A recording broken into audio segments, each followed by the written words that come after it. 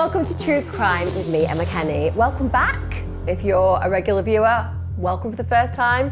If you've just stumbled across my channel, because you may well have done, and if you have, and you like crime and consistency, this is definitely the channel for you. I release crime content on a Wednesday and Sunday religiously. Join me for a live chat every premiere. Lovely community. Kenny's Crime Cult is so kind. It's like a kindness cult. I'm not sure whether that's a juxtaposition. Just go with it. I'm going to be talking about a case that's really touched me, actually. It really won't be that well known to the majority of you, if any of you, and I'm covering it for lots of different reasons. Before I get into that, just a big shout out, thank you to my Patreon subs. I hope you're enjoying the podcasts that are on there. If you're interested in my podcast, please go along there. And also the membership on YouTube, which you're all joining, really appreciate it. It warms my heart and I'm really grateful. Just want to say thanks for all the likes, the comments, the subscriptions. It's mind-blowing. I know I'm only like a small but perfectly formed channel, but the point is, it feels like a really good space to inhabit because of all of you. As ever, it's going to be a sad one because realistically, every single case that I cover on the whole, bar a very few, is obviously born out of some kind of tragedy. And today's is no different to that. Hopefully, we will do it justice. Today, I'm going to be talking about the murder of Robert Iwan. Robert Iwan was born in September 2020, so it's very, very recent that that little boy was born. He was born to parents 28-year-old Mihai-Catalin Gulie and 35-year-old Gabriela Iwan. He lived with them, and also he lived with his 2-year-old sister that's in Mersey Road in Widnes. So essentially living in an archetypal family structure and arguably a new baby at the time that I'm going to be talking about this crime occurring. So the most vulnerable that you will ever be, basically fully reliant on your parents to take care of you and to ensure your safety. I think for anybody who's ever been around a baby, let alone parents of said baby, your direct connection is to protect them. We are, on the whole, pretty much, as humans, hardwired to look after the vulnerable. It's in our natures. It's why we have survived for so long. It's also why we like things like cute puppies, because they resonate with us and they make us feel that we want to take care of them. So what we're talking about as far as Robert is concerned is he should be the most doted on as possible at this point in time. And to add to the fact that he was a baby, he also had vulnerabilities. In fact, he was born in a situation where he had to fight right from the start because he was born with Down syndrome, but he also had some associated medical problems with that particular syndrome. As most of you will be aware, when a child is born with Down syndrome, some children fare really, really well. So they may have Down syndrome, but on a health level, they don't face too many big problems and go on to lead very healthy, happy, successful lives. For other babies, when they're born, there are a number of problems that can occur. And unfortunately for Robert, there were some medical problems that he was dealing with. And he actually spent the first few months of life in hospital. So obviously there were some real concerns about him. He was battling a range of medical complications. So his first months were spent safely. You can't get a safer space than being in hospital, making sure all the interventions take place, making sure that you are noted by the medical doctors and nurses, and meaning that your parents who are around you are also recognized and supervised, so to speak.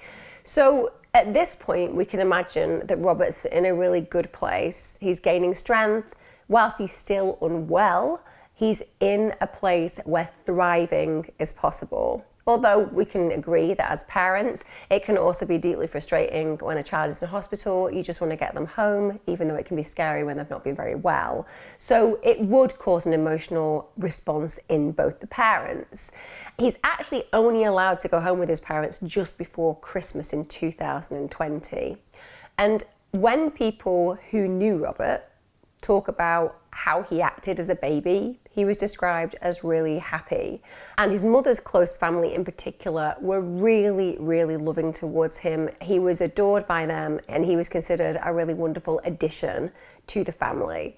So certainly provoking a really positive response from the wider family network. And I'm also going to put in here the recognition that for some parents, when you have a child and that child isn't born in a typical context, i.e. they have other needs, it can be really upsetting. And I don't think it's fair to just skip over the idea that somebody who has a child with needs is going to automatically find their feet. It's going to be challenging. Some people do. I know friends who, for example, have had children with Downs and genuinely credit that moment of meeting their Down syndrome child as being the happiest moment of their lives, because it literally changed their lives for the better on every single level, such as being told that they never understood love until they met their Down syndrome child. And now literally their life and world is dripping in love. But for many others, there's a grief process psychologically. And I think we can all be aware that that's entirely natural. So when it comes down to Robert's parents, it would not surprise me if they were having teething problems settling in to having a child who may have additional needs and affording them some sympathy and empathy because they may have found that challenging. But certainly when it comes down to the mother's close-knit family, he was just a blessing. Simple as that. Easiest way to say it. Robert was a blessing. Now, as I've mentioned, Robert needed to have some specialised medical intervention, and part of this was quite a rigid feeding routine. So he had a very regular feeding day and night routine because of his needs. And when he was fed, he would either be fed with a bottle or he'd also have the potential of being fed by an EPG tube. So that's something that's arrived through an endoscopic medical procedure where a tube is basically passed into the baby's stomach and it goes through the abdominal wall. And that's clearly so that the child can thrive. It makes sure that they get the right amount of nutrients if they're struggling to feed in other ways. The couple had also been told something very, very important. They were told that he needed to be handled with immense care. In fact, they were told that they needed to treat him as if he was made of porcelain. Anybody out there who's had a child, if you are told when they are a baby to treat them as porcelain, the vast majority of us would bubble wrap them. Literally. Bubble wrap them and carry them around constantly and probably not move fast in any direction. We would place them very gently in areas where they could not fall. This is just normal, protective, parental behavior. So be aware of that. If you're being told treat your baby like porcelain, why? It's because they have a bigger potential of breaking. They will have used that particular comparison because they're letting the parents know there are some really fragile issues around your child's health and you need to maintain a level of care that treats them accordingly. All this being said, one of the things that was noted by health visitors early on when they visited Robert at home was that he appeared to be well cared for, he was developing well, and he was also interacting with his parents. He seemed happy, bright, and alert, and they are really key indicators of a child that's doing well. That's what the health visitor is looking for, to make sure the child seems at peace, seems to be engaging with the world around them, and of course, seems to be comfortable around the parents. So they are the early reports, according to health visitors, around how Robert is doing at home. So the health visitors don't see anything notable or disturbing about the environment that this little boy is living in or the parents' attitude towards him. And by all accounts, it seems that his dad, Gulie, worked really hard to support the family, basically had 2 jobs. That's during the day, so he's willing to put in the hours. And he was also responsible most of the time for Robert's night feeds because his wife struggled to set up the equipment. So when you were observing that, you can say that this seems to be a parent who's relatively devoted to the child because he's working hard to bring in an income, and of course he's being present at a time where his wife struggles to be present. That's noted. It seems like there was another side to him. And when you look at Gulie's history, it's really disturbing. There are so many red flags that it's shocking that he ever got to even have the opportunity, in my opinion, to be potentially around a woman and child. So Gulie and Ion immigrated from Romania to Widnes in 2019. It seems like they had a really volatile relationship, and I'm not saying it was simply from Gulie's side. I'm saying that as a couple, they were incredibly volatile. Neighbours who knew them said there were frequent arguments. They were very loud, and so they would often hear the couple having violent rows, so to speak. That means that we have Robert and his sister who are living in this very aggressive environment, which is terrible for children. I appreciate that every parent may at times wobble and shout at a child or shout at a partner, but it's not ideal. Children like peaceful environments, not simply because it means there is harmony in the home, but because when they hear rowing and fighting, it distorts their sense of security and it makes them question whether they are safe. So the least amount of shouting that is possible in a household is the best outcome for children. And we see this psychologically. This is not just my opinion. This is based in absolute research. In fact, if you want to know another thing that's based in research that is really important, it's that we should not hit kids either. In fact, every piece of psychological doctrine, so to speak, evidences that no good comes of it. In fact, you are likely to get a more detrimental impact on children's behaviour. So arguably, while shouting isn't physical, it still undermines the sanctity and security and safety of the home, and in fact of the primary caregivers that children are meant to look to for support and safety. But Robert and his sister are growing up in this aggressive environment, and you can imagine for a baby in particular that's going to be really terrifying because of the fact that they've gone from the safety of the womb to a completely foreign world, and then a world that doesn't in any way, shape or form reflect the safety that they've endured for the 9 months prior to that.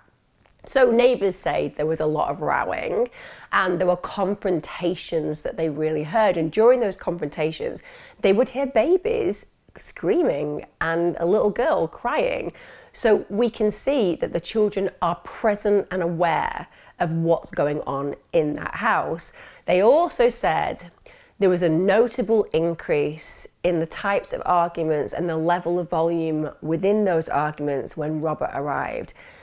Totally normal when a new baby enters any environment that stress levels will rise to some degree.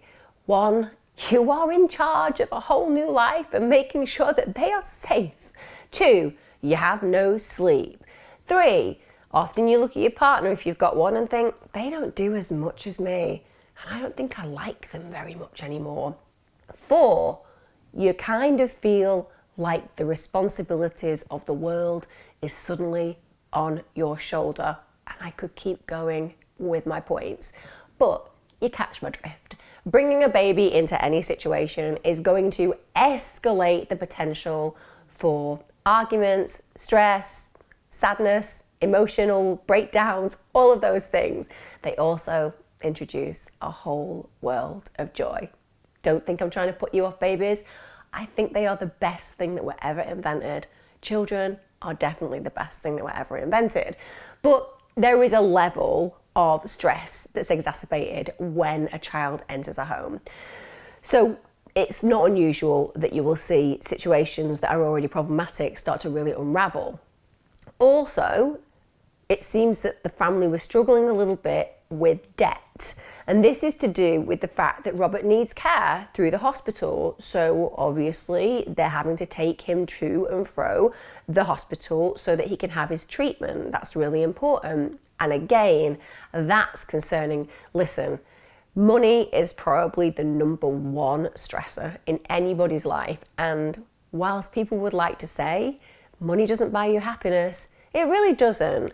But money can make difficult times more bearable because, you know, you can eat, you can pay your bills, and you're not going to get thrown out of your house. That definitely reduces stress levels in comparison to people who don't have those things around them. So debt will undoubtedly provoke arguments, cause stresses and strains, and see couples fight. it's very normal for people to deal with things in a really negative way when they're struggling, because you're looking for a place to project your pain. Simple as that. Also, down the line, both parents would actually admit administering corporal punishment to their 2-year-old daughter. She was 2 when they admitted to doing this. 2. How does anybody get angry with a 2-year-old? It blows my mind. And they actually had a wooden spoon that they used to hit her with. A wooden spoon. She was 2.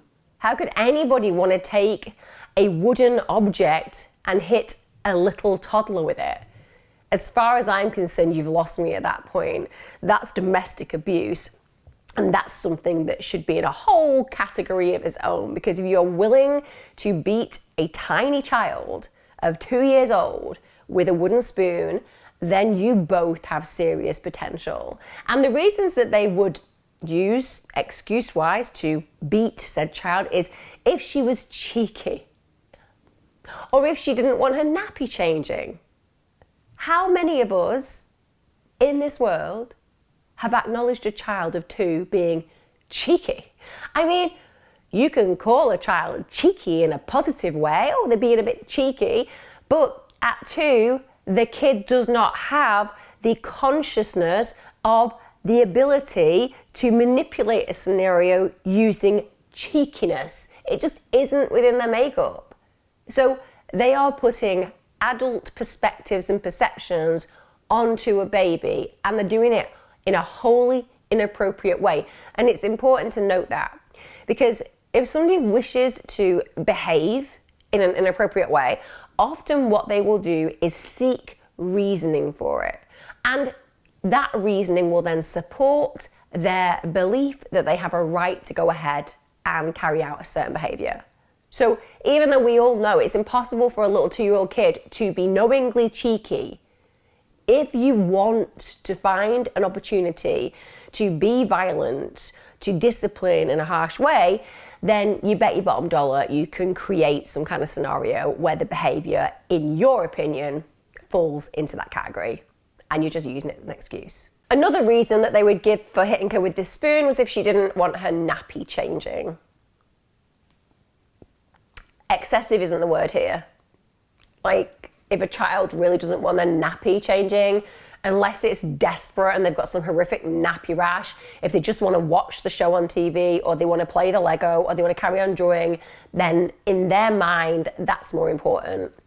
If you just want to kind of create a collaboration with them so they get to finish a little bit of it before you then agree to change the nappy, that's on you as a parent to find that collaborative approach.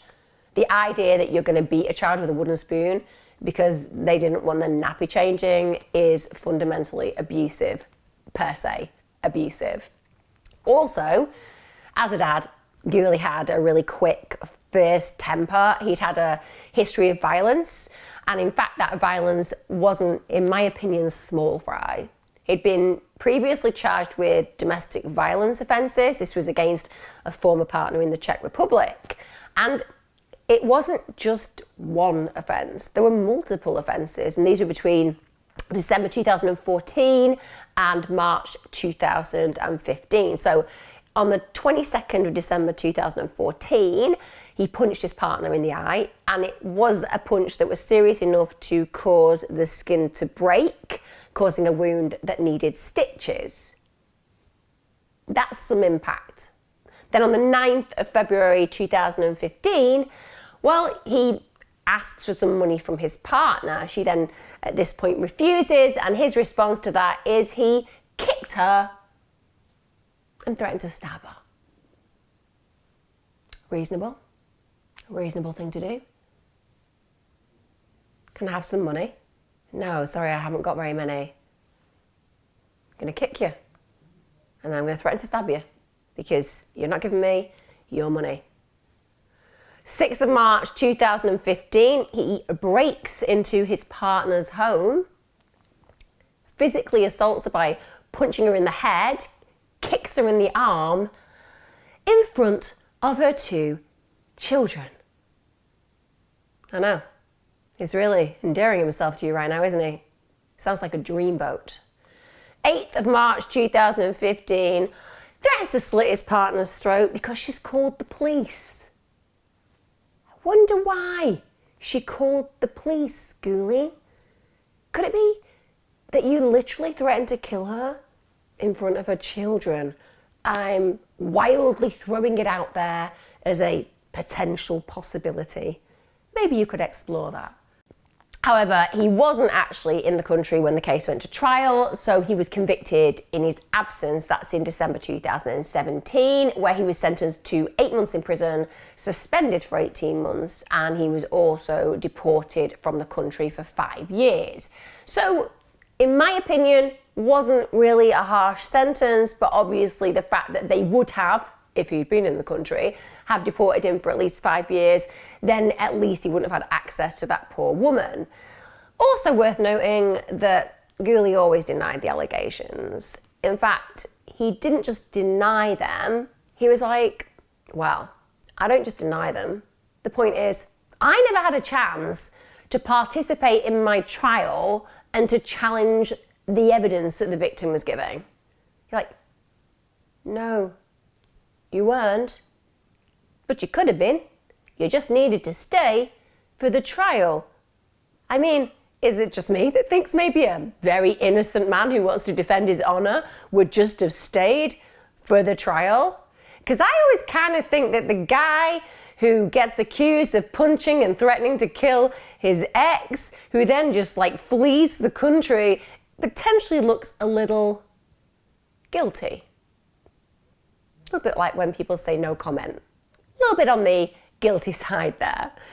Anyway, that denotes the prior behaviour. And for me, when you are looking at somebody who is willing not just to be violent to a partner, as in to wound her in a way where she needs stitches, but actually to be willing to create a home invasion where he threatens to kill her in front of kids and harms her, that is really terrifying behaviour. That is the kind of behaviour that I have covered in previous videos where women have ended up dead.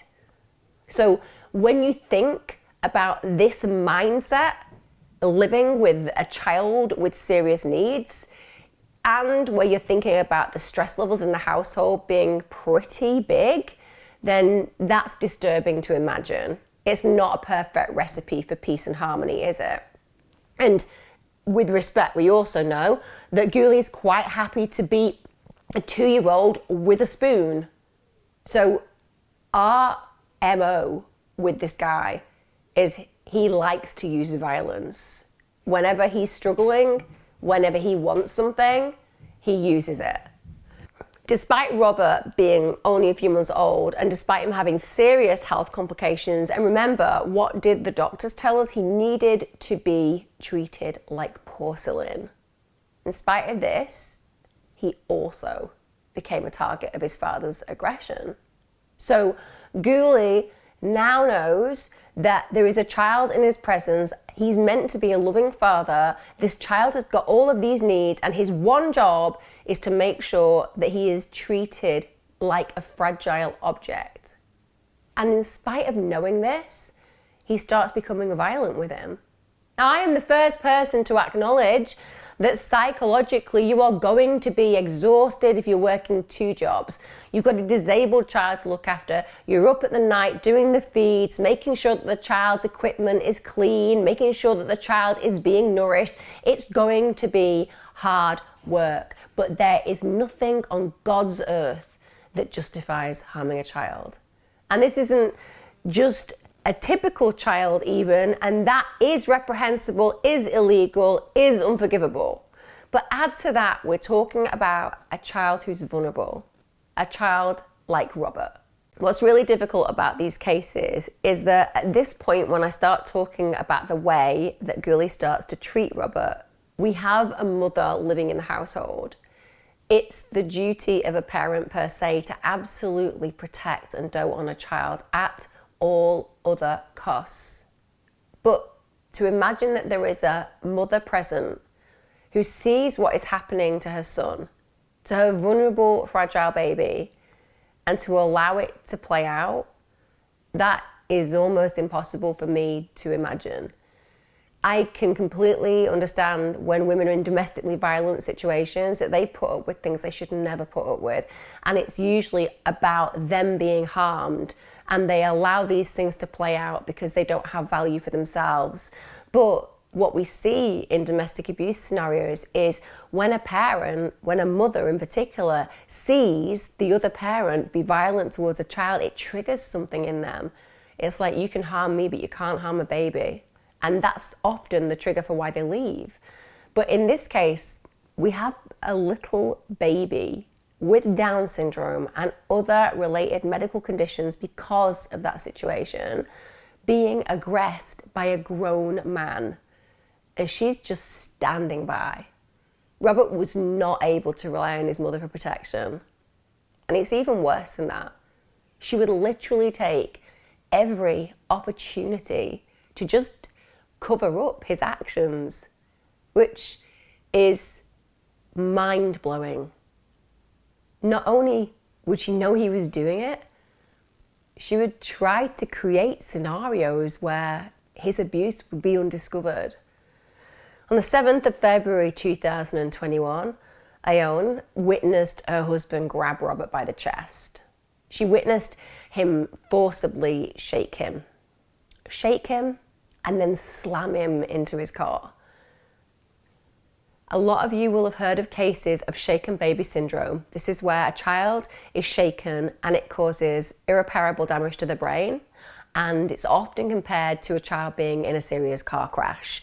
It's one of the things that they will look for when a child is either in a situation where they've died or where a child has had serious bleed on the brain and other things like rib fractures and so on and so forth. So this is known as a big issue in child abuse, and they look for it because, of course, babies are usually very protected. When they have injuries, it's unusual. But the fact that she sees this baby who's meant to be treated like porcelain, shaken and then slammed into his cot, what's her reaction? Does she call the police? Does she call the ambulance? Does she call a friend, a family member? What does she do to make sure that this little baby is at least safe enough to not put in hospital? Well, she goes online and she literally searches for the best ways to hide the signs of abuse. Yeah, she's not in a state of denial here. She's not trying to say to herself, oh, that didn't really happen. I didn't really see that. She's literally online figuring out, how do I hide this? And what she discovers gives her the idea to apply an onion on Robert's bottom and to apply toothpaste to bruising on his face. Actually, I have heard of the toothpaste one. Anybody who was young in the 80s and may have got into scenarios where people gave you a hickey on your neck, a love bite, they were trendy, weren't they? They didn't look like some kind of horrific infection that you should not want to show to the world at all, but nonetheless, were kind of popular for a while. If you put toothpaste on it, the whole wives' tale was it would just take it down. It didn't. That's all I'm saying. Didn't work for hickeys. But I understand where that kind of stuff comes from. But this is what she's doing. She's not dealing with the potential harm that her child has suffered. All she's thinking about is covering it up. And at this point, she has no idea what's happened to Robert. She doesn't know how badly injured he is. The true extent of Robert's injuries will become apparent later on. But at this moment in time, she just cares about saving her and her partner's skin. Now, after this serious assault happened on Robert, it turns out that Aone did actually feel that she needed to have a conversation with somebody within the family unit about Gulie's behaviour. So she speaks to her husband's brother, and she hopes that that conversation is going to translate to Gulie and it's going to mean that he stops that behaviour. I mean, yeah, that'll be the antidote, won't it? I mean, it's always those things, isn't it? Just have a word with the domestic abuser. He'll be fine after that. I mean, could you imagine if that was how the world worked? Could you stop beating your wife? Oh, I'd not thought about that. Yeah, I'll stop beating my wife. Could you stop hitting your kid? It's not good for them. Fair enough. I'll adjust my behaviour accordingly. Said no abuser ever. But She obviously is concerned, but as opposed to actually doing what could protect her son, she just allows this to continue. So whether that conversation even occurs, I don't know. But certainly the indication as far as Ian is concerned is that she has tried to get him to change his behaviour. So what do we know about that? She's aware of how dangerous it is. She's aware of the damage that he could do to his child, and children in fact. She knows his potential. Does she walk out? Does she ask for help? Does she go to a hostel where there is a refuge for women? No. She just carries on. It's really soon after she's asked for that conversation to play out that the abuse continues, and within that system of abuse that plays out, Ian does nothing to protect her son, nothing to get him help. She just carries on covering for her husband, which is terrifying and chilling to imagine that this little baby boy, completely helpless, unable to ask for help, unable to be protected by anyone other than the people who are harming him. And he has no power in that situation. That's what makes it so dreadful. And if it's not bad enough that she's recognised that there's been injury, hence why she's been getting the onions, so to speak, and putting the toothpaste on the bruising, she does nothing else to get him treated. She doesn't even go to a general practitioner's, turn up at the local doctors and kind of ask to have the once over. So she's not either taking it seriously on one level, secondly, she might be wishfully thinking it's all going to be okay, or I suppose third, she's willfully aware of what's happened and she's just hoping this kid's going to heal and no one's going to notice. So Robert clearly has injuries, as I've said. He's been shaken forcibly and he's been slammed into a bed. And she even notices that he's whinging on one side when she carries him. Really? What a surprise. What a surprise that this baby who's meant to be treated like porcelain, who's literally been violently assaulted, is whinging a little bit. What does that tell you about what's happening to him? Now, if she had actually taken a moment to just go and seek medical help at this stage, well, at that point, they'd have been able to see that there was injuries that were clearly happening in the home. They'd have been discovered. Likelihood would have been that social services would have been informed, that have stepped in, and basically Robert would have been saved. They would have been aware that this child was in danger, and it would either have changed his father's behaviour towards him because there would have been supervision, or he'd have been removed. Instead, because she refused to do anything about that, she refused to take him to hospital, she refused to ask for help, the abuse was just allowed to continue. Ian witnessed her husband being really violent towards Robert, not just on the occasion I've discussed so far. She once saw him pick Robert out of a pram and then forcibly throw him onto a couch. I'm talking about a baby, a tiny baby. And I'm not just talking about somebody getting a child out of a pram and just like putting it down on a couch without really care and consideration. I'm talking about physically throwing a baby onto a couch. The impact of that would be dangerous for any child. It's a horrific treatment of any baby, and particularly one that we're talking about right now, which is a very vulnerable baby. On the 18th of February 2021, Gulie had basically spent the morning emailing Citizens Advice Bureau. The reason for that was when Robert was in hospital, the family were having daily trips to and from the hospital to make sure that they were with Robert. And this had amounted to a cost of £4,000, which is a lot of money. Anybody who's owed £4,000 is going to want to get the cash back, simple as.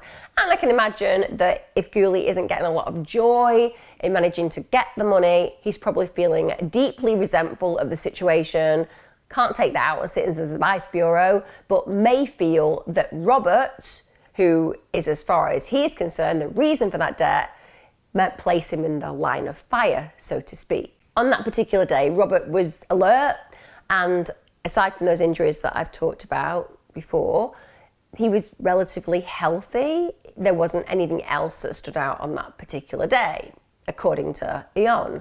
So Ian takes her daughter to the shops to get some sweets, and The period of time that she's out is 5 minutes. Just goes to the shop to get some sweets for her daughter. In between that and her return, in between seeing Robert alert and happy, he's now lifeless. Totally lifeless. Gulie also tells her that Robert appears to be unwell. Lifeless, literally, is how Robert was. So at this point, they panic to some degree and they start splashing water on his face, tapping him on the back in an attempt to revive him. And you can imagine for Eon, this is scary.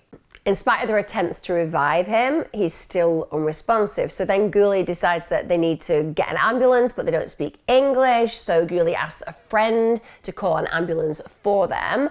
And the thing is, whilst I'm going to go through the injuries shortly, what Robert did during that 5 minutes, that little window that he had with Robert, no one necessarily knows, because he denies all responsibility of what plays out. But I think we can all agree that in that 5 minutes, Robert had been assaulted again by his father. So 1:05 p.m, the police are advised that Robert's become unresponsive at his home, so emergency services are soon there. They attend the property in Mersey Road, and come on, these are professionals. They can tell when a child's been critically injured. They note that he's lying on the sofa. There's no signs of life. The paramedics end up administering 6 minutes of CPR. At this point, they rush him to the hospital. They're basically desperate to save his life. They place him in an induced coma because they need to stabilize him. So just imagine what's playing out now. Imagine the fact that Robert is critically ill. He's now being put into an induced coma. It's a life and death situation. How are his parents going to act? Well, you would imagine that they would be hysterical, right? Absolutely hysterical. Because either way, it could be that Gulie is about to recognize the actions he's taken, of course, immeasurable harm to his son. Or if he's innocent, well, he's going to be beside himself, because at the end of the day, your child is in hospital being put in an induced coma, potentially with his life under threat. You're not going to be on the computer having a chat with Citizens Advice Bureau, are you? But that's exactly what he was doing, yeah? He just carried on his email conversation with Citizens Advice Bureau because they'd replied back to him. And at this point, he even additionalizes the fact that Robert's in hospital again and that he went breathless and was about to die. I find that so odd.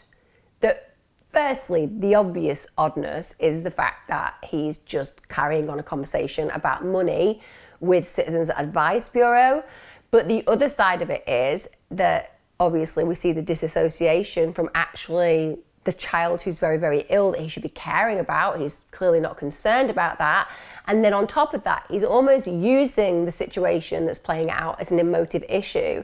So to actually tell Citizens Advice Bureau, I need the money and my child is maybe dying. And I find that highly manipulative and very egocentric. It's all about getting what he wants, and he's not at all concerned about his child. So Gulie is acting completely differently than a father should in these kind of circumstances.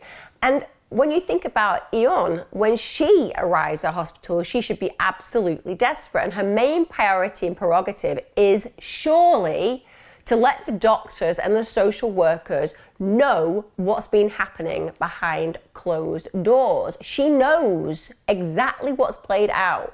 She knows that Gulie has attacked Robert before. She understands that she went out and came back, and a happy, healthy little boy who seemingly at least appeared okay was completely lifeless. And the only common denominator in this situation is Gulie having access to him and managing potentially to have done something critical to his son.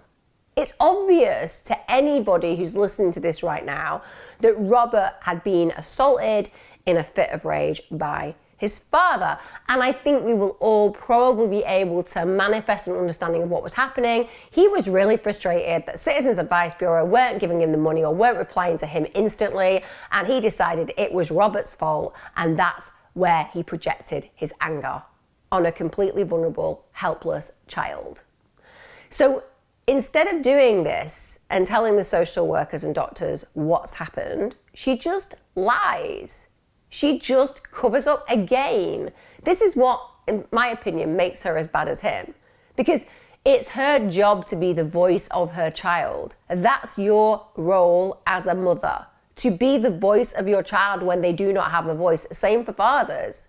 The fact that she is absolutely silencing this situation. And in fact, instead, she takes along a toy and just claims that Robert somehow hurt himself with it. I mean, yeah, that makes sense. We often see very small children just picking up toys and assaulting themselves with it. I mean, that is just the realm of fantasy. But she's even concocting a cover story for him. I mean, it wouldn't be as bad to some degree if she just shut up and said nothing. But the fact that she's literally trying to create an opportunity where they can create a ruse that's meant to pull the wool over the eyes of the doctors, not that they ever would do, but that shows you that she is part of this. She's manipulating this situation. She wants Gulie to get away with it, and she wants to get away with it. And she even goes as far as to say that Gulie is a good and caring father. This is while her little boy is dying. I also realise that men and women who are violent perpetrators can at times be good and caring. So I'm sure that she is talking about Gulie on his best day. On his best day, he's not a violent offender, he's actually a good and caring father. But yeah, on the other days, he's a violent offender. But she just covers it for him and she acts like their family is perfectly well adjusted.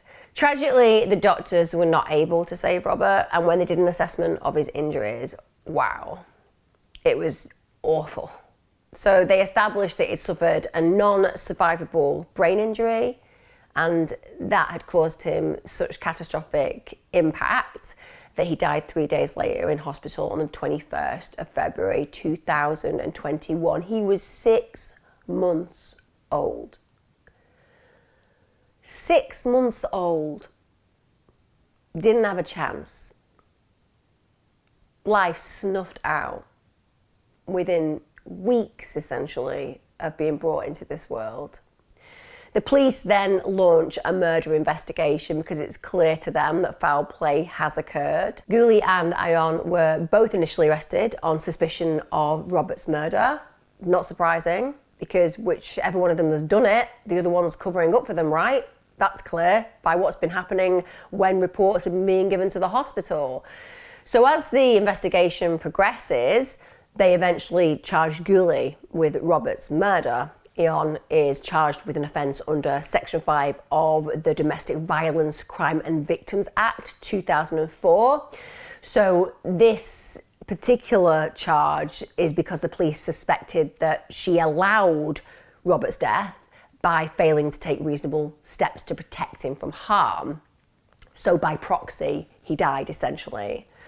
The autopsy, wow, what that revealed was just the full extent of the violence that Robert suffered at the hands of his own father. They found that the 6-month-old had suffered a catastrophic injury to his head, to his spine and eyes, and that's described as the classic triad of injuries, which is associated with non-accidental head injury.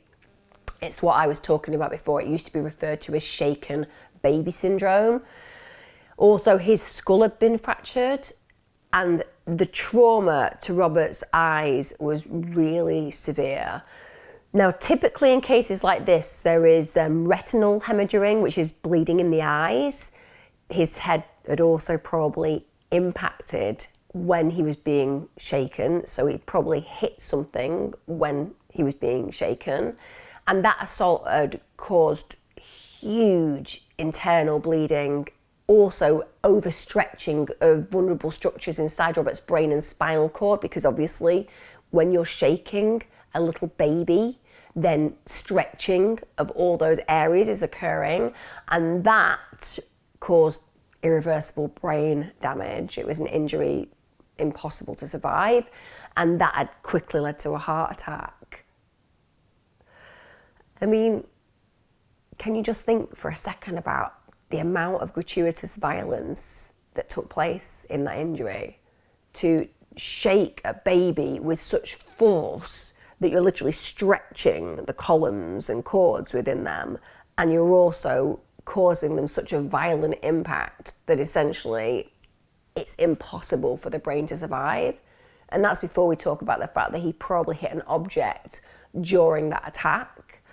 Also, they were able to establish that Robert had suffered other injuries. So 2 weeks before his death, they found that he would have sustained rib fractures and a head injury as well. So he'd also had a prior bleed on the brain.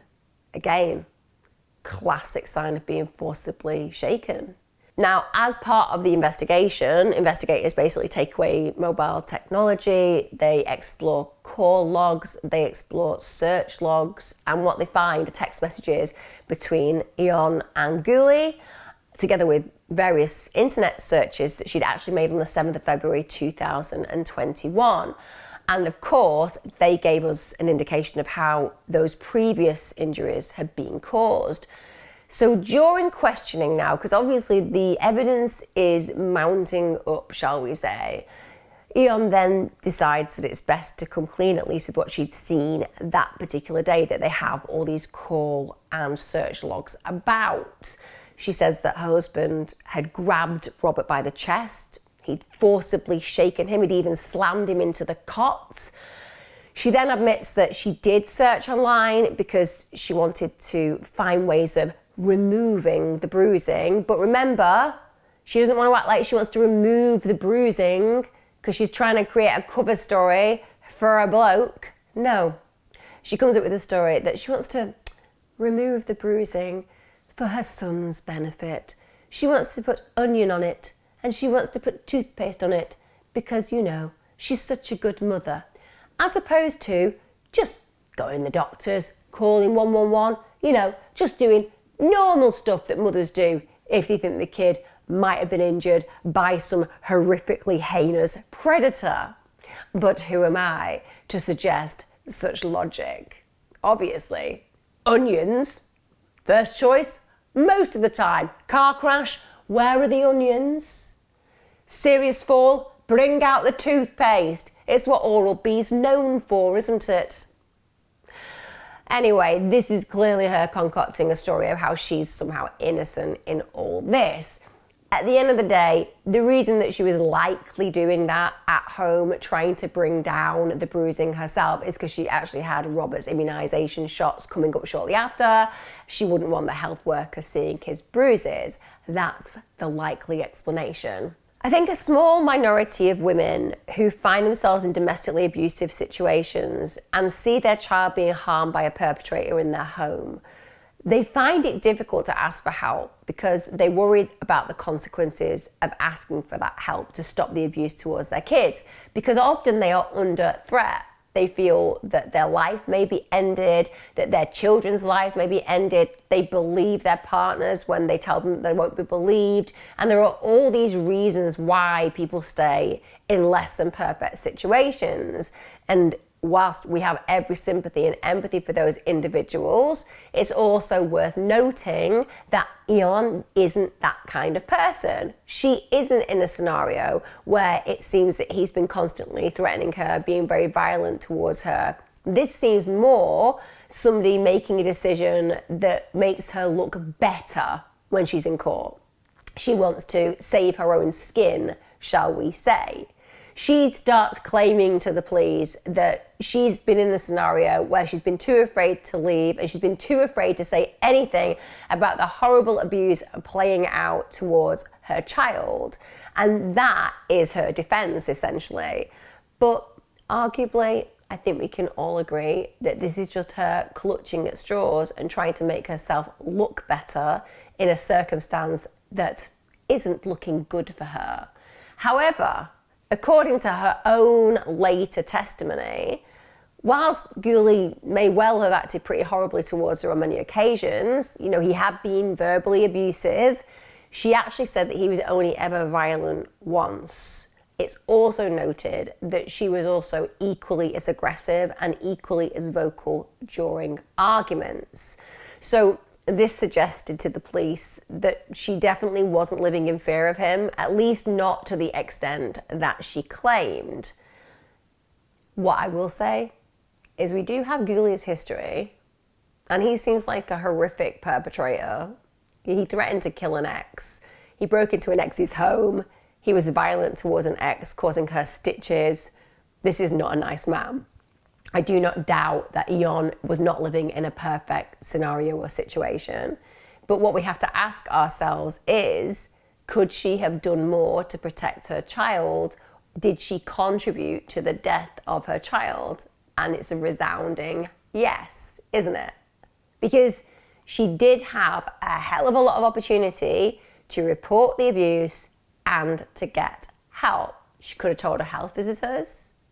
She had a really close-knit, really supportive family who loved Robert, who welcomed him into their brood. She did nothing. And she wasn't afraid of talking to people about Gulie, because we know that she spoke to his brother, who she asked to stage some kind of intervention. So it seems to me that the big problem in this situation is that she was more concerned about her relationship with Gulie than she was the welfare of her own child. You won't be surprised to know that when it came down to the interrogation of Gulie, he was like, I did nothing. What is it about people who are banged to rights and they just think, if I say I did nothing, it'll all be fine, everyone will believe me? But he basically just denies ever assaulting Robert. He denies throwing him on the bed. Of course, he says he loved his son, he would never hurt him. And in fact, you were like this, he claimed to have handled Robert like a jewel.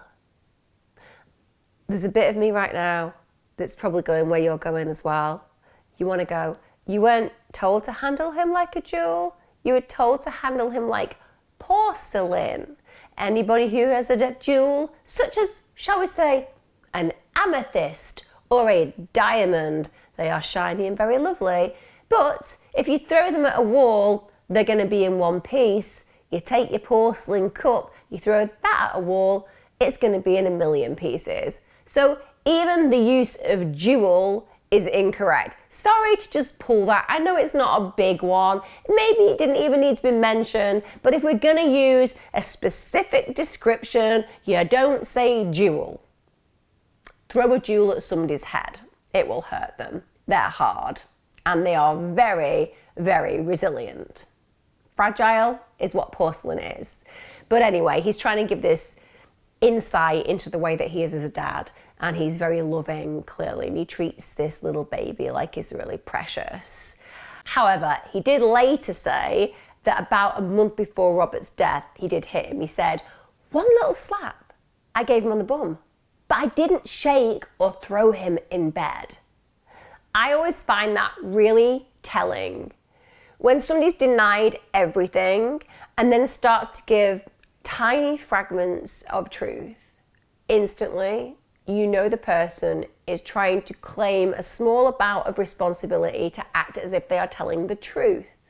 But the reality is, a truthful person is truthful because they have nothing to hide from the get-go. If you don't think you've done anything wrong, there is absolutely no reason to think that it's not completely acceptable to tell somebody about your behaviour. The fact that Gulie hasn't, and then tries to just kind of like edge in, oh well, there was just this one occasion, pangs of guilt. At a later hearing, both Gulie and Ion actually plead not guilty. Not guilty to the charges that have been laid against them. These are parents who had a child in hospital who was perfectly well, took him home, he got catastrophic injuries, so catastrophic that he died, and had prior injuries that were starting to heal weeks before he died, and yet it just kind of happened when he was on the couch by himself. But that's what they do. Cases obviously proceed to trial. They're both remanded in custody, which means that the authorities thought if we let these leave custody, chances are they're going to leave the country. That's what it meant. They didn't trust them to be walking the streets. They didn't think they would stay around to face any trial. So October 2021, the trial commences at Liverpool Crown Court. Gulie, who gave evidence all the time through an interpreter, of course, because he didn't have good English, well, just maintains his innocence, denies hurting Robert, and actually concocts this story where he says he noticed that Robert had turned yellow and stopped breathing while sitting with him on the sofa and watching TV. That seems like an appropriate alibi. So he tells the court this: I don't know what happened to him. I was watching TV, and when I stood up, he was yellow in the face and breathless. I didn't even touch him or put my hands on him. Really? Really, Gulie? I'm imagining that the jury were finding that a very convincing story. I don't know why. I'm just not going to stop right now and start suggesting that you need some kind of Innocence Project intervention right here, right now, because you're obviously an innocent man with such a stand-up story there. However, in spite of the fact that they're saying they're completely innocent and they're concocting these amazing, bland, in fact, alibis, whilst they've been on remand, they've obviously had access to telephones, yeah? And one of the things about having telephones and access to them is you never quite know who is listening or who's recording them. So the best thing is not to have conversations about potential crimes that you might be implicated within. And it seems that during this period of time, they've made several incriminating phone calls. So the 4th of April 2021, Ian tells a sister her husband had been shaking and beating Robert. This is contrary, of course, to what she'd told hospital staff and police, which means that she was knowingly covering up for him back then. She also referred to applying toothpaste to the bruises because she wanted to try to cover them up. Another phone call on the 5th of April where Gulie mentions in a telephone call about basically taking the blame, even though, of course, he said he was innocent. So literally that's what he said, that he'd take the blame even though he was innocent, so she would get out of prison to look after their 2-year-old daughter. What a hero. On another call on the 11th of April, Ian admits that Robert was basically really helpless, that she didn't defend him. And the reason on this phone call that she gives for that is because she was in fear of Gulie. She also said that she genuinely didn't know that Robert was so ill. Struggling to believe that. Never mind. Remember, she said he used to wince when she carried him on one side, so I'm not really going to believe that, but nonetheless, that's what happens. On the 12th of April, this is during a call, Gulie stated, I already told you, I slapped him once on the bottom, and indeed, I thrown him on the pillows. However, remember, he previously denied ever throwing Robert. So this incremental admission, just little bits getting out that clearly denotes that one, Gulie's violent, and secondly, Ian is somebody who has disregarded the care of her child in favour of protecting a partner. Now ultimately those calls, well, they proved that Gulie had been violent towards Robert on previous occasions. That was contrary to what he told the police, so it clearly showed that he was lying. And of course, those phone calls demonstrated that Ian was absolutely aware of the assaults against her son. That was contrary to what she told the police. When this evidence was presented in court and put to Gulie, he actually became relatively upset, and he stated this: "As if the devil possessed me. I don't know what happened to me at that time. As if the devil entered inside me." And then he admitted to gently slapping Robert on the bottom and dropping him from a short height onto pillows. Claimed that he was frustrated, that he was tired because Robert was non-stop crying. He also admitted that on an occasion he'd actually pushed Ion violently, and that was because she hadn't cooked his dinner when he returned from work. I will also have it noted that he kind of thought that that was reasonable and acceptable behaviour.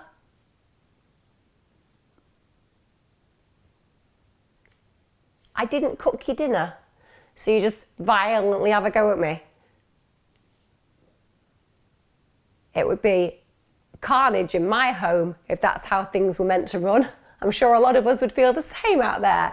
But again, what is it telling you about this man's psychology? He believes that if somebody doesn't do things his way, or if he doesn't get his own way, he can bully them or assault them or harm them or threaten them. So this is a dangerous man. And given his history, it is actually difficult to believe that it was just an isolated incident of domestic violence during their marriage. I really believe that. Don't get me wrong, I completely believe that Ion was party to her child's death.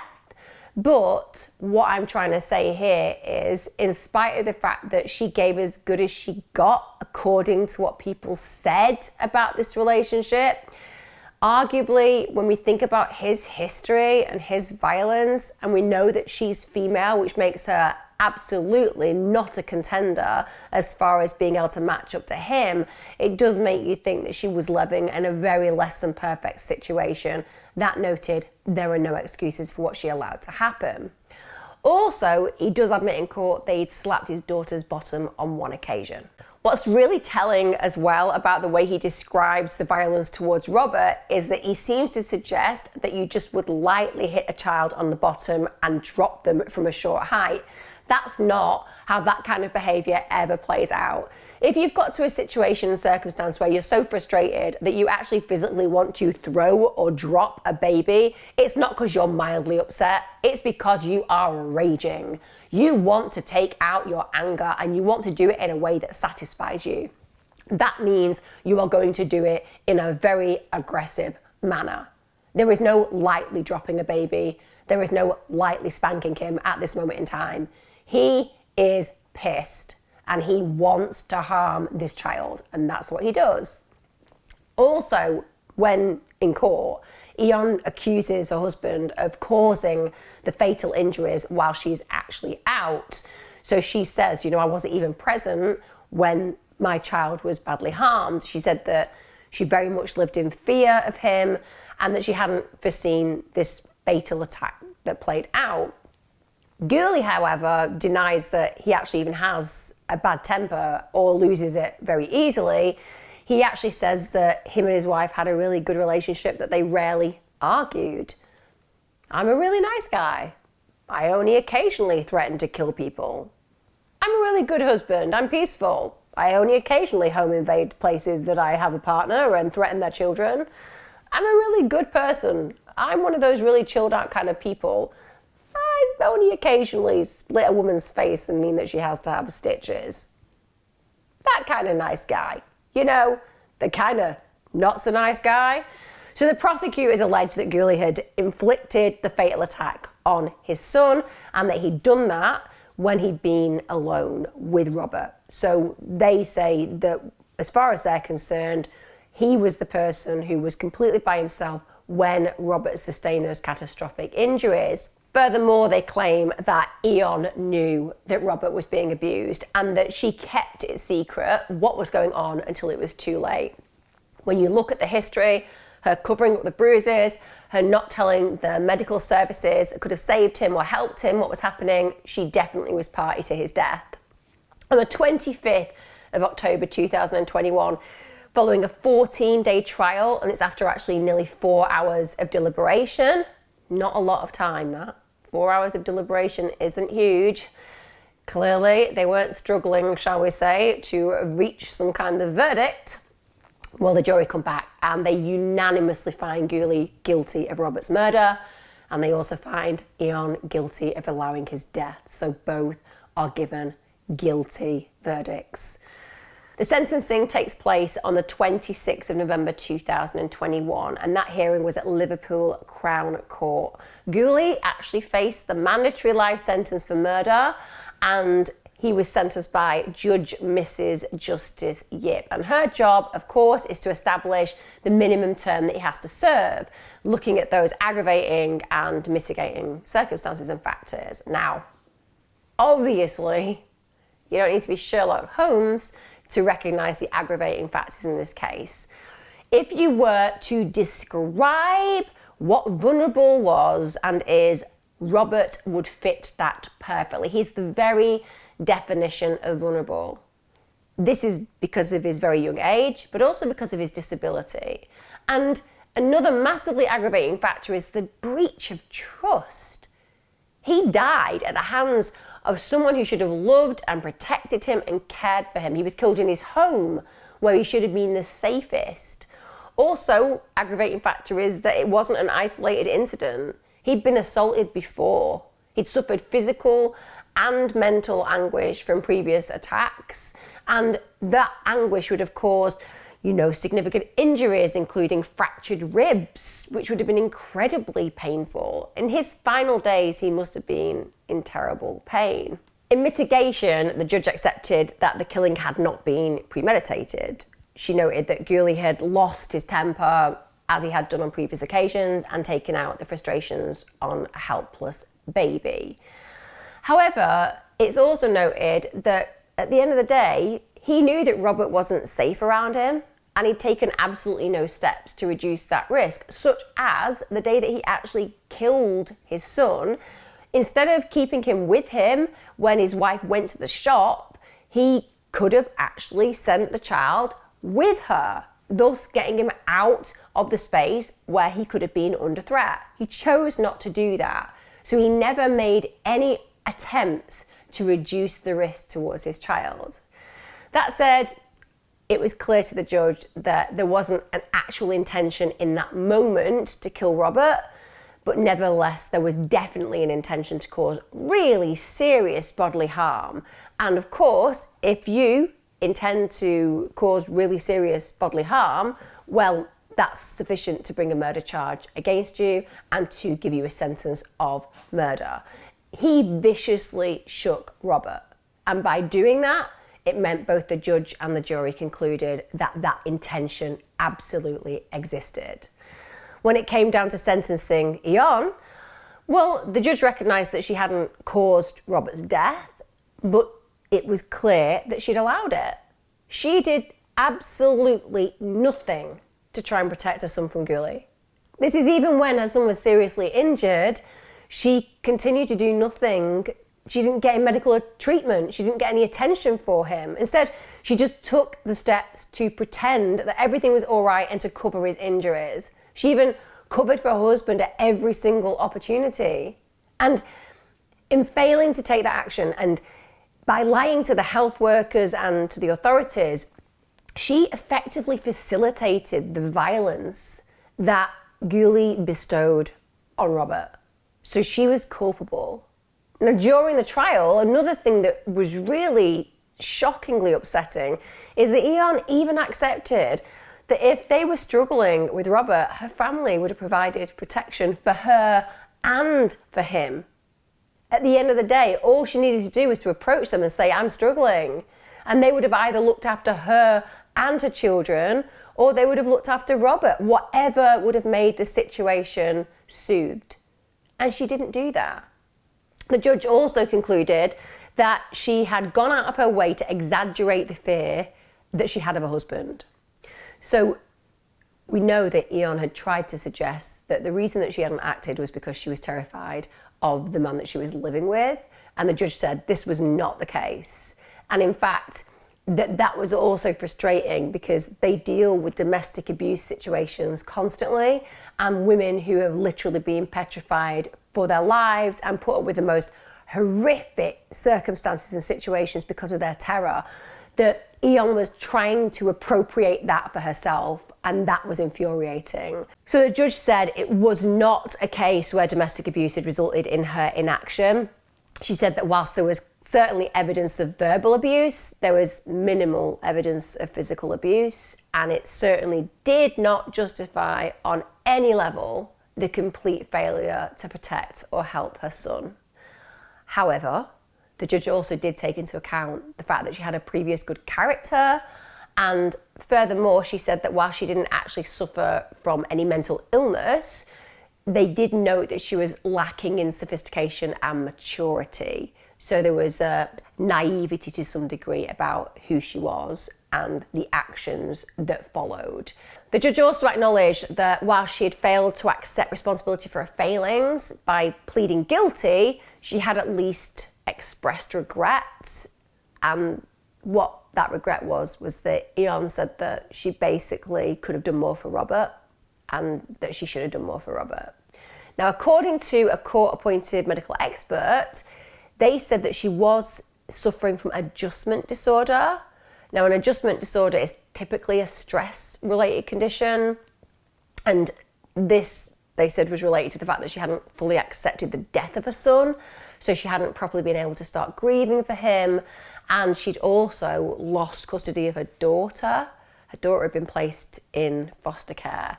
So I think no matter what the circumstances are and how Eon has failed her son, clearly this would have been a majorly difficult experience for her to know that her whole world had crumbled and she'd even lost her little girl. The judge stated, "The sad reality is both parents on occasions clearly did provide good care for Robert. The problem in this case is Mr. Gulie had a temper and Mrs. Eon did not protect Robert from that." I think that's an understatement, with respect. I genuinely do. I think it's trying to find the silver lining in their behaviour is suggesting that on occasion they did provide good care, but it's like, you know, on occasion, Dennis Rader, BTK serial killer, didn't murder his kids, you know? On occasion, Ted Bundy went home and didn't decapitate his partner. We could all, on occasion, be good people. The point is, what decides whether you are a good person or are not is whether you have actions that clearly demonstrate the goodness. On this occasion, we have a father who beat his baby up and killed him, and a mother who allowed it to happen. So I think Justice Yip is being kind at this moment in time. Just my personal opinion, but we're talking about a dead child. To me, it doesn't matter how good you are on occasion if you're that bad on occasion. Now, despite the mitigating factors that I've talked about where Eon was concerned, the seriousness of the offence that she was up for and being found guilty of, well, it still warranted a custodial sentence. So both of them ended up going to prison. So ultimately, Gulie was sentenced to life. That was with a minimum term of 20 years. And Eon was sentenced to 3 years. Neither of them displayed any emotion when they were jailed at all. Just kind of stoically accepted it. Now, after the trial, an investigating officer said this of Robert. He had already fought for the first few months of his life with various health issues, only to suffer further and have his life cruelly taken away from him by the people who should have cared for him the most. Robert's wider family also released a statement. Bear in mind, Robert's wider family loved this child. They said this: "The last few months have been incredibly difficult losing Robert so suddenly, without knowing the reasons why. We are all very shocked, and we still haven't recovered from this shock yet, especially now we have found out what Robert went through. Robert was a beautiful, happy, content baby who was cruelly taken away from us in the place where he should have been protected and safe. From the bottom of our hearts, we hope that Robert can now finally rest in peace." Powerful words. I talked to you a little bit earlier about what killed Robert.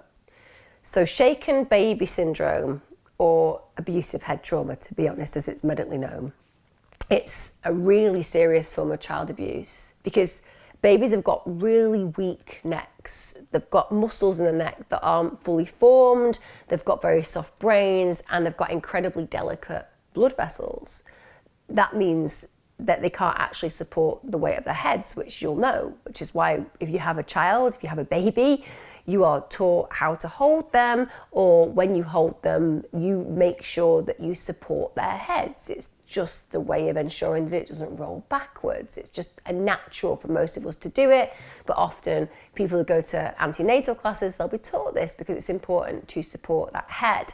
Now, if a baby is forcibly shaken, you'll understand that that means that the heads move uncontrollably.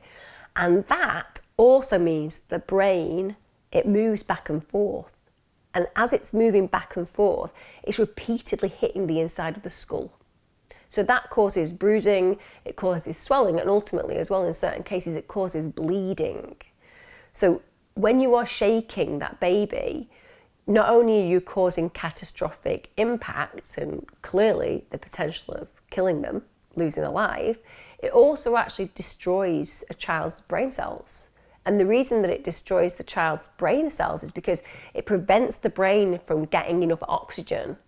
That's why you'll hear in certain cases where somebody has shook a child, even though they've survived, that permanent brain damage has occurred. Or, as we were talking about in Robert's tragic case, it can result in death. And to put this in context for just how dangerous it is for a child to be shook, it can result, as in death, in 5 seconds.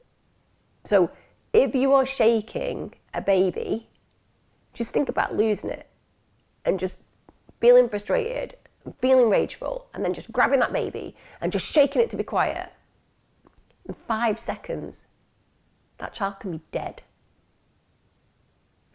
Most cases of shaken baby syndrome involve babies that are just a few months old, and that's because in those first few months, babies tend to cry the most. You know, it's a way that they alert us to pain, to hunger, to frustration, to fear, all of those things, which means that the one level and line of communication is crying. But obviously, if you struggle with your temper, that's going to be the most dangerous time for the baby. The injury tends to occur when somebody shakes the baby out of frustration or anger. That's what the linear expectation is, that's the result of the person having these feelings and then taking those feelings out on this innocent little child. And when the doctors talk about the injuries that they see, they say, well, yeah, it's equivalent to looking at somebody who's been in a high-speed car accident, which is horrifying. Like I said, we all appreciate how, at times, beautiful, innocent babies can be trying and exhausting and frustrating and upsetting and emotionally challenging. But to imagine picking that baby up and then violently shaking it to a point where its brain is hitting the baby's skull, causing catastrophic damage, it's unimaginable, isn't it? And like I said, those that survive often end up with life-changing disabilities, life-changing disabilities. There are around 250 shaken baby prosecutions in the UK every year. In the US, the figure's more, it's about 1,500. According to the NSPCC, in the past decade, there's been around 300 confirmed injuries and deaths as a result of shaken baby syndrome. However, truthfully, the figure's believed to be much higher. This is considered the tip of the iceberg. And the reason for that? Well, the government hasn't actually kept official figures on the number of cases of injury to babies through shaking. I don't know why. Seems to me like it would be a really good idea to keep notes on these kind of issues to see whether they're increasing, and also so we get better at recognizing these kind of concerns. Just me. I always think that recording things like a baby that's shaken potentially to death is probably a good idea. The case that I've highlighted today of Robert is tragic. He's become one of those statistics, killed by the people who are going to protect him. Gulie has never accepted responsibility for what he did, by the way. He didn't in court, and he hasn't since. He hasn't shown remorse for various potential reasons. One could be that he is just a sadistic predator who likes to use violence to deal with his problems and struggles in the moment when he's facing things like not getting what he wants or dealing with high levels of frustration. Or it could be that he's just not willing to face what he did. So emotionally, he's not even willing to acknowledge the realities of his actions, because if he did that, the emotional pain would be so terrific for him that he wouldn't be able to cope. So he just avoids it completely. And of course, it could be that he just minimizes his actions by telling himself lie after lie after lie. I only hit him on the bottom and dropped him on the couch. And there's just been some horrible miscarriage of justice. Personally, I think it's a mix between 1 and 3. I think his prior actions, the way he was around women, the violence towards women in front of children, that was something he was entirely comfortable with. And also, I think he's constantly lied to himself and minimized his actions. Why? Because I think the one person that he cares about more than anybody else in the world is himself. He hates the fact that his freedom's been taken away. He's probably justified it to himself that his actions were completely in line with just being a stern father, and that there was just some kind of horrible accident that he had no way of telling would play out. What I do know is he's at least in the right place to have a while reflecting on those thoughts. Just a minimum of 20 years where you can get that in order and figure out whether you were minimizing or were overwhelmed or are just a massive predator. But repent at leisure and all that. Or don't repent. You're still in prison, mate. Like I said, today has been a tragic story because we're talking about the most vulnerable kind of individual losing their life, and also a child that didn't even get past 6 months. And that child was loved. I'm sure that there were loving feelings, particularly regarding his mother, but the wider family absolutely loved him. He should have grown up experiencing what it was like to have a wide, loving family who embraced him, who would have helped him reach his potential, help him master his goals. Robert's never going to get to go to school, have friendships. He's never going to know what it's like to dance, to sing, to just have the unbridled fun that children experience. He's never going to know what it's like to be accepted into a community of people who see his gifts, not his issues. And all of that should have played out for him. And because of the selfish actions of one man, and also the culpability of one woman, that's never going to happen. The obvious victim in this story is Robert. And also, it just tells us that story again and again and again, doesn't it? That sometimes the most vulnerable in our communities aren't just vulnerable because of their health issues, because of their disabilities, because of their economy. They're vulnerable because of the very people who are meant to make them feel safer than anybody else in the world, and their parents. I'm going to leave you looking at a picture of Robert because, my God, he was gorgeous. Those beautiful eyes, that gorgeous complexion. What a boy he could have grown into, what a man he could have become. In spite of those vulnerabilities, undoubtedly, this child would have been a blessing to our world. Take care, guys. Look after yourselves. And like I said, let's dedicate this video to Robert.